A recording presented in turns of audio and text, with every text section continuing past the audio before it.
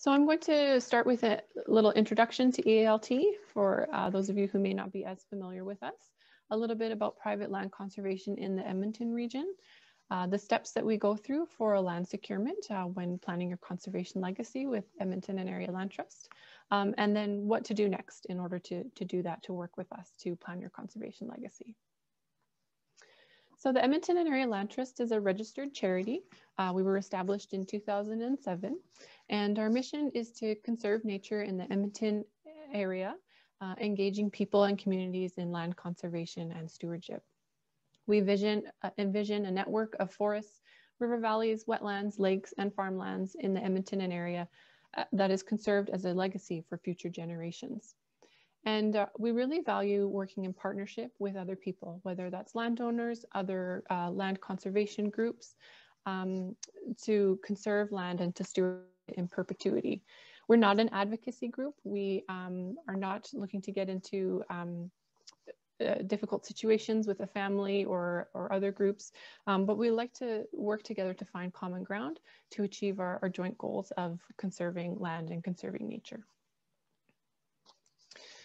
So the Edmonton and Area Land Trust was founded by 6 members. Some people think, or maybe a little confused, that we're part of the city of Edmonton. We're actually not. We never have been, but they were one of our founding members. We are a completely separate registered charity. We do work with other land conservation groups that you perhaps may have heard of, such as the Nature Conservancy of Canada, Alberta Conservation Association, Alberta Fish and Game Association, or Ducks Unlimited. We do jointly own land with some of those groups, and we work together with them. What makes us different is that we're very local land trusts. We make our decisions out of Edmonton. We're very invested in this region. And we can sometimes work with landowners on a piece of land that some other groups may not be able to for a variety of reasons. We have 14 conservation lands so far. And we operate within about 150 kilometer radius from Edmonton. Most of our lands, the ones that we own, are open to the public, and we have directions and trail maps on our website. If you count, you can see there's not 14 dots on this map, and that's because some of them are conservation easements. And we generally don't make the locations of those conservation easements known publicly. The one exception being Larch Sanctuary, which is in the city of Edmonton, where the city still owns it, but we have a conservation easement on it. So a little bit more about private land conservation in our region and why we do this. The map on the right shows the 6 natural regions in Alberta. Edmonton is located in the Parkland Natural Region, which takes up about 9% of the province. It's a transition zone between the grasslands to the south and the boreal forest to the north. And it's a unique landscape because of this, how it's situated as a transition zone. It's also the most densely populated region of Alberta. It includes Edmonton, Red Deer, and Calgary. And so very little of it is actually protected. About less than 1% of it is protected. However, about 92% of it is privately owned, and in a way that presents a really great opportunity for landowners who might want to work with Edmonton and Area Land Trust to conserve their land with us. Our strategic plan that we released last year laid out our strategies for land securement. The first being to secure ecologically important lands that support biodiversity, habitat connectivity, and ecosystems. And the second, to conserve lands that, in addition to those ecological values, have high social, cultural, agricultural, or recreational value. Because we recognize that, especially in a fragmented landscape like Edmonton area, these other values are very important as well. The map on the right is from our regional conservation plan, which is sort of an extension of the strategic plan. That sets even further details and directions about how we go about securing land and what our priorities are. So this map with the various shades of green was made using a science-based approach with collecting data about ecological features, important landscapes, and wildlife. And it shows where we might want to prioritize our land securement efforts. The darker color is the higher priority, and you can see from the map that A few areas pop out: the Beaver Hill Biosphere Reserve to the east of Edmonton.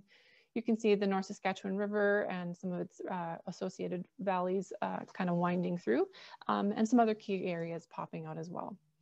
If you look at this map and you are wondering what color green your land ends up being, not to worry, because it's not saying, this map is not to say that we only care about the lands that are dark green, but to show that these are some priorities, and if you have land, we want to know, and you're interested in working with us, we want to know that, and we can determine how it fits into this conservation plan as we talk to you and discuss how to proceed. So I'll move on to the steps to for doing a land securement with EALT. There's 13 steps, and a lot of them occur simultaneously, but it's generally this progression. The process how long it takes can vary. Usually around 2 years is most realistic. It depends on where the funding comes from, how long it takes to get that funding in place, how quickly decisions are made, that kind of thing.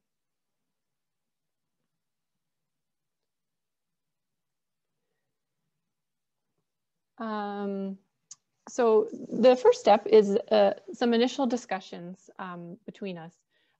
What are your priorities? And so these are some questions that you might want to consider.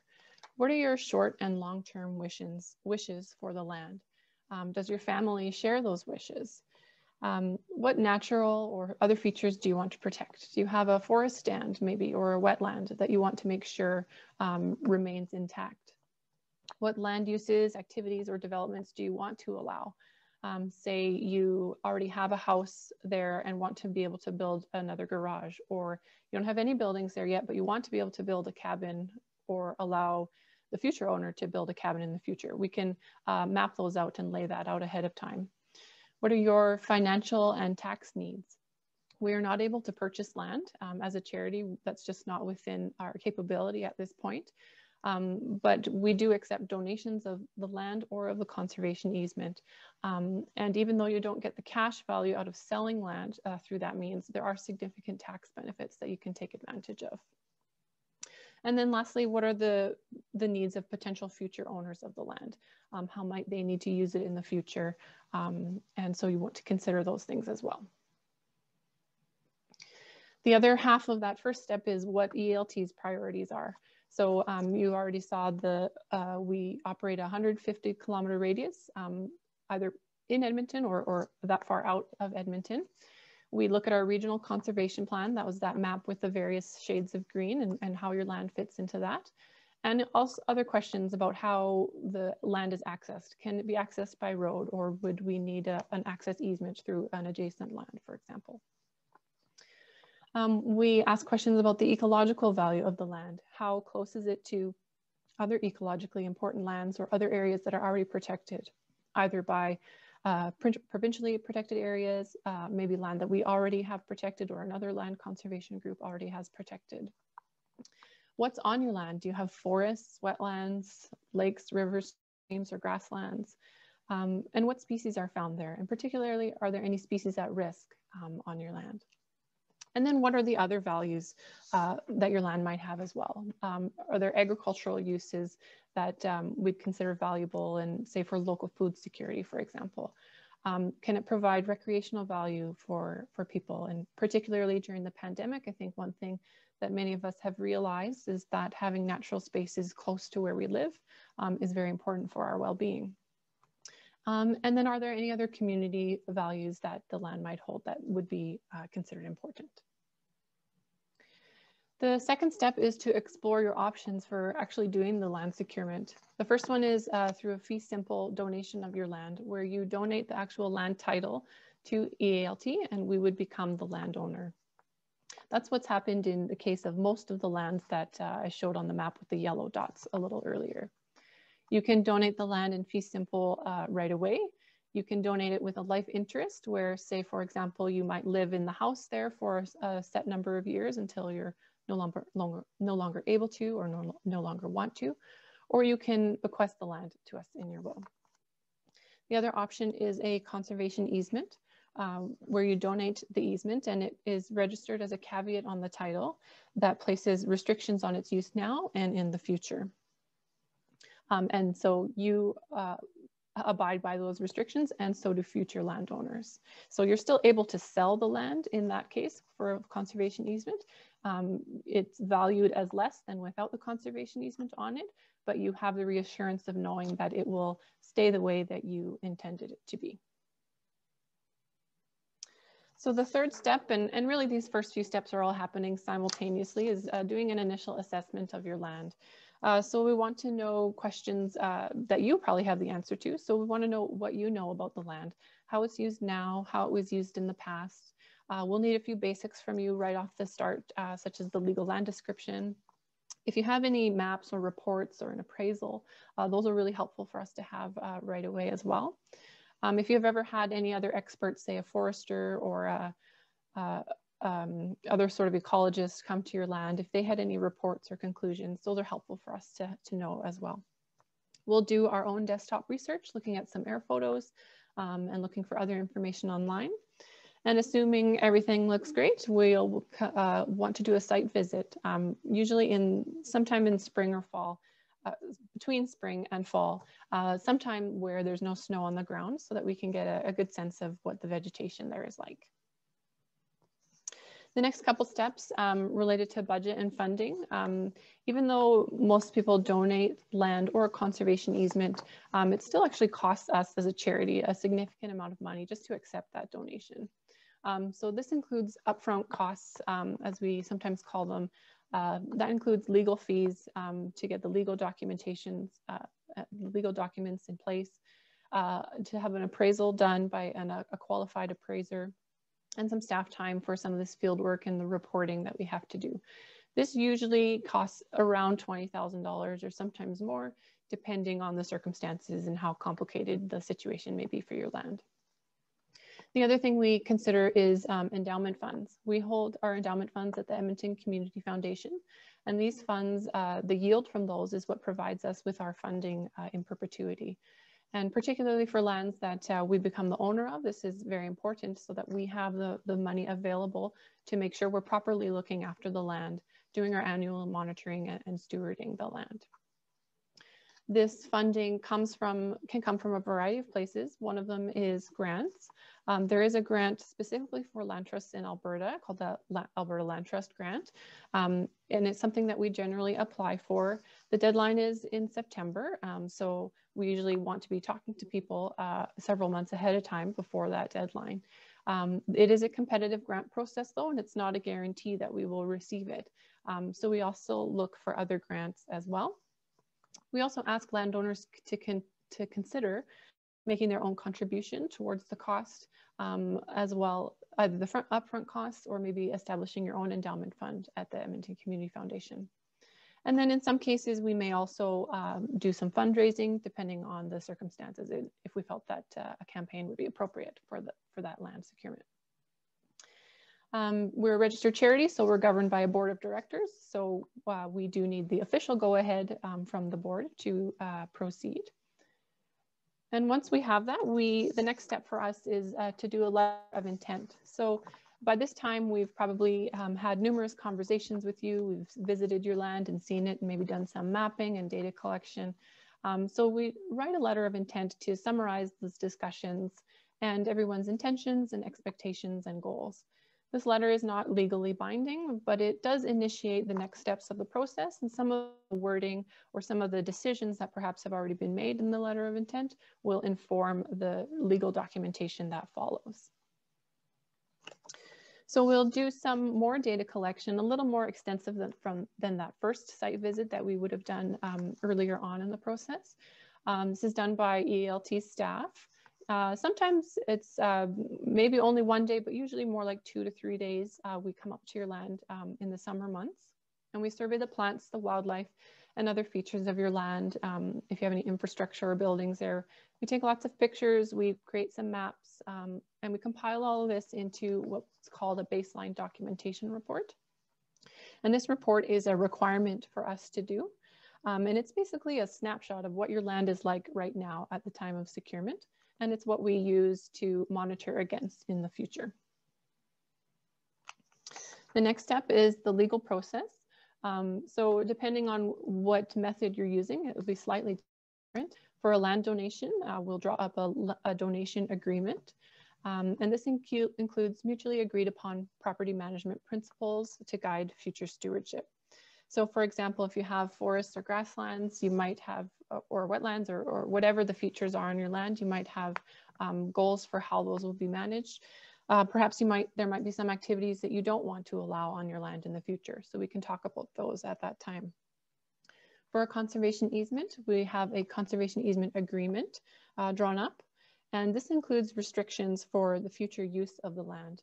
And what we often do is we map out certain zones of how the land can be used in certain zones. So if you already have a house there and you want to be able to build a garage or something next to it, or other permanent structure, we would include that in a development zone. If you don't have any buildings but want to be able to build a cabin, for example, we would draw a development zone out where you expect that cabin would be and include those on the maps in the conservation easement. Most of the land would probably be under a native habitat zone, and would be the most restrictive zone to ensure that the ecological features are maintained. And if your land has any agricultural uses such as haying, we can also mark that out in an agricultural zone so that it can be continued to be used for that purpose. The next step is to have a fair market value appraisal done by a qualified appraiser. We have a person that we have worked with for several years who is experienced and very knowledgeable about the ins and outs of land conservation. So for a donation of land, they determine the value of your land right now. For the easement, they take the value of your land now minus the value of your land with the conservation easement on it, which will be less. And that is the value of the conservation easement itself. And this is what's used to determine the amount that you'll receive on your donation receipt from us. And if applicable, this fair market value appraisal is used for the Ecological Gifts program, which I'll explain in the next slide. And it's reviewed by a national panel, basically to ensure that the CRA has assurance that donors are getting a tax receipt for the correct amount and not more and not less. So the Ecological Gifts program is a federal program through the Environment and Climate Change Canada department. If your land is ecologically sensitive, it might qualify for this program. And through it, you can receive significant tax benefits, such as the value. So that donation receipt from us, you can carry that forward on your taxes for up to 10 years versus just the benefits that you would only receive for a regular donation of cash, for example. And there are other benefits as well. We assist you in applying for this program. And we have good contact with the regional coordinator of the Ecological Gifts program, and we'll discuss with them even ahead of time to ensure that they think your land will qualify. We strongly advise you to consult with an accountant or financial advisor because of these the tax benefits and implications to make sure that you're taking advantage of all the tax benefits available to you. It's not required to go through this program for a land securement, but it is an option for landowners who might want to take advantage of those additional tax benefits. Rounding out the last few steps, once we've gotten everything signed and completed, over to the land titles office for a donation, the title is transferred to EALT. For a conservation easement, it's registered as a caveat on the title. And then once that's all completed, we can issue you a donation receipt for the amount that your land was valued at from the fair market value appraisal. The last step is kind of the last step in the securement process, but really the first step in sort of a new beginning. Before a donation, EALT will become the landowner and we'll be responsible for monitoring and management. That includes property taxes, that includes any mowing of trails, for example, that would be done. If applicable, the land we might make it open for the public to access for hiking or snowshoeing in the winter, for example. If required, we might undertake any restoration or other maintenance projects that we can secure funds for and fits with our project timelines. This where land is donated to us. That's really where endowment funds become very important for us to be able to give us the funds available to maintain the lands to a high standard each year. We also involve a lot of volunteers. This picture shows some happy volunteers after completing a bat box installation. And that also speaks further to our mission of engaging communities and individuals in land stewardship. For a conservation easement, you'll continue to manage the land within the restrictions that we agreed on and were in the conservation easement. And future landowners will abide by those as well. We would visit the land about once per year to monitor it. And of course, always be available to you to answer questions or work together in other ways that you would find helpful. So if you're ready to or thinking about this, I encourage you to look at this webpage on our site. We have a PDF document about the Planning Your Conservation Legacy. So for example, if you have some other family members to talk to, you could send it to them or print it out and give it to them to take a read. That page also has our regional conservation plan if you're interested in finding out more details about how that plan works and how we came to determine those priorities.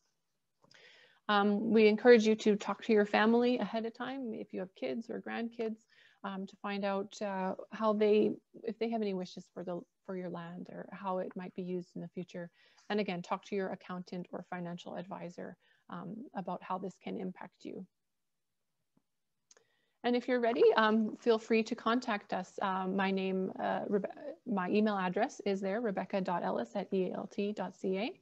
You can also reach Sheila Campbell, our executive director, by email, or our office phone line is there as well.